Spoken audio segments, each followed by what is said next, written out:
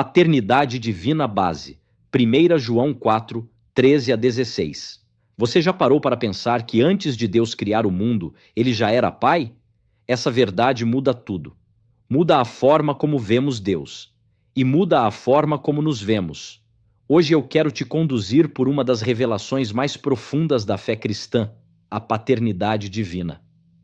Introdução. Nesta lição, vamos estudar como a paternidade de Deus é revelada no Filho, como a habitação do Espírito Santo confirma a nossa filiação, por que a confissão de Jesus como Filho de Deus é indispensável e quais são os frutos práticos de viver com consciência de que Deus é Pai. Não é apenas doutrina, é identidade espiritual. 1. A paternidade divina revelada no Filho, a geração eterna do Filho de Deus. O Antigo Testamento já anunciava profeticamente o Filho. O Salmo 2, verso 7 declara: Tu és meu filho, hoje te gerei. Esse texto não fala de nascimento físico nem de começo no tempo. O autor de Hebreus, no capítulo 1, verso 5, deixa isso claro. Teólogos como Atanásio, no século IV, e autores contemporâneos como Louis Berkhoff explicam que aqui estamos diante da chamada geração eterna do Filho. O credo niceno afirma que Jesus é gerado, não feito, de uma só substância com o Pai. Isso significa que o Filho nunca começou a existir. Ele é eterno, ele é Deus. A filiação eterna do Filho de Deus.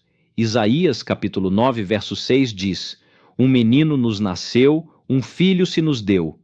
O menino nasceu em Belém, mas o filho já existia antes da criação. Jesus confirma isso em João 17, verso 5, quando fala da glória que tinha com o Pai antes que o mundo existisse. O Segundo Concílio de Constantinopla reconheceu essa verdade ao afirmar que o Verbo foi gerado eternamente do Pai, e no tempo assumiu a natureza humana. A filiação de Cristo não começa na encarnação, ela é eterna, a autenticidade da paternidade divina. Se o Filho é eterno, então o Pai também é eternamente Pai. Jesus declara em João 17, verso 5, que havia comunhão gloriosa entre ele e o Pai antes da criação. Isso revela algo poderoso. Deus não se tornou pai em algum momento da história. Ele sempre foi pai. E essa paternidade eterna e amorosa sustenta a nossa fé, especialmente nos dias difíceis. 2.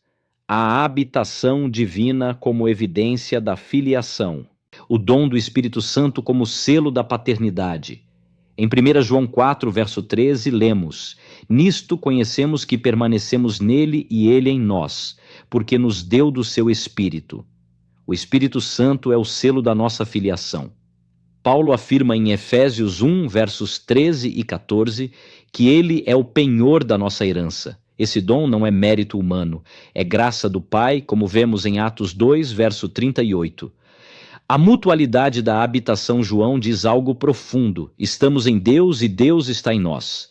Cristo vive em nós, como ensina Gálatas 2, verso 20. E nós estamos enraizados nele, segundo Colossenses 2, verso 7.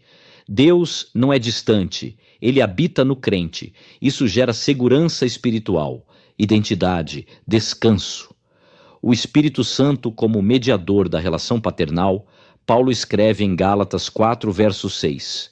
Porque sois filhos, Deus enviou aos nossos corações o Espírito de seu Filho que clama: Abba, Pai. O Espírito não é uma força impessoal. Ele é a presença viva de Deus em nós. Romanos 8, verso 16, afirma que o Espírito testifica com o nosso espírito que somos filhos de Deus.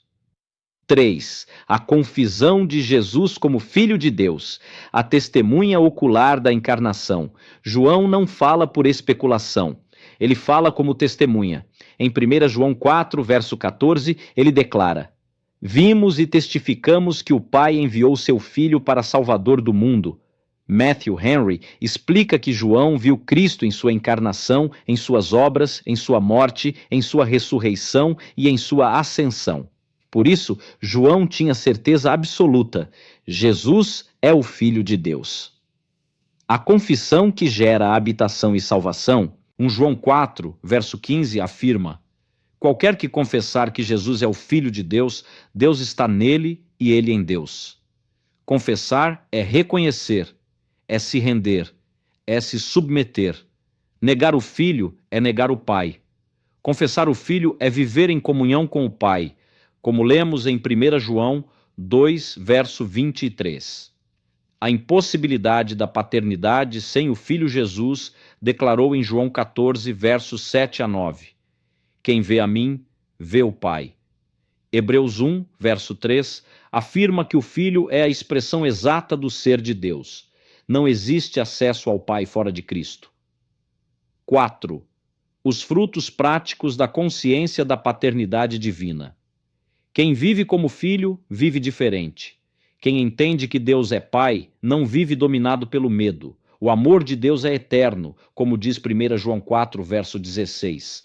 Nada pode nos separar desse amor, segundo Romanos 8, versos 38 e 39. A confiança substitui o medo, como Paulo ensina em Romanos 8, verso 15. O amor fraternal se torna evidência da nova vida, conforme 1 João 4, versos 19 a 21. E a obediência deixa de ser peso. Ela passa a ser resposta de amor, como lemos em 1 João 5, versos 1 a 3. Obedecemos não para nos tornarmos filhos, mas porque já somos. Conclusão: a paternidade divina não é apenas uma doutrina correta. Ela é uma revelação transformadora. Ela é confirmada pelo Espírito, fundamentada na confissão de Jesus, manifestada no amor e vivida em obediência. Quando entendemos que Deus é Pai, toda a nossa vida muda.